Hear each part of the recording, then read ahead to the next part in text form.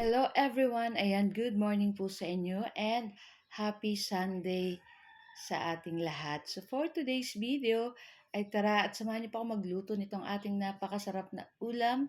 Walang iba kundi itong ating crispy pork adobo. So yan ang makikita nyo guys, napaka-crispy niyan.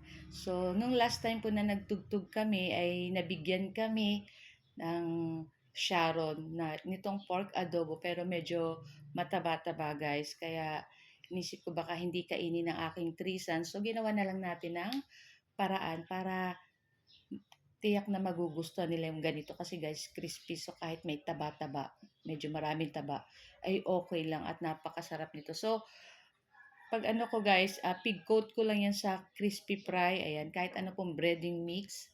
Ayan, pig coat ko lang isa-isa. Ayan, tapos syempre nagpainit tayo ng medyo marami-raming mantika dyan.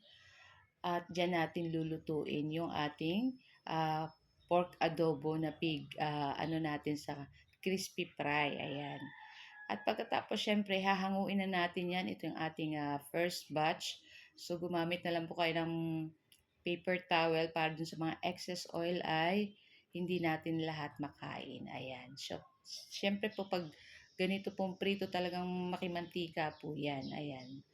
So, ito yung ating second batch. So, napakarami po nung ating crispy pork adobo dyan. At nako guys, syempre, naubos, masarap isawsaw sa sukang tamis anghang at sa Mang Tomas. Ayan, napaka-perfect po niyan. Talagang, o di ba nagustuhan ng three sons ko. Kaya, ang sarap pala nung ganito guys na inano mo yung adobo, yung pork na medyo mataba. Tapos, iaano mo sa ganitong crispy fry or kahit anong breading mix na ko.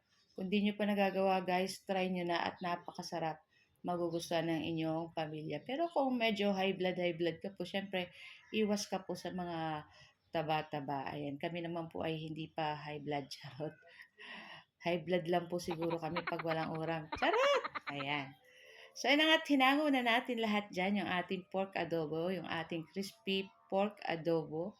Ayan, makikita nyo, lumulutong pa dyan yung dahon ng laurel, yung mga bawang. Pero, okay lang yan guys. Sasalain na lang natin mamaya yung oil para pwede pa rin natin yan magamit sa ibang pwede nating mapagpritusan. Ayan, so wag natin yan itatapon yung ating mantika dyan. So, ayun na nga at okay na rin to guys.